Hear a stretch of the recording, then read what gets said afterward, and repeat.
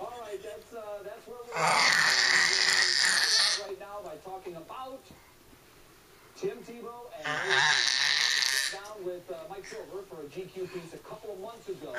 Some of the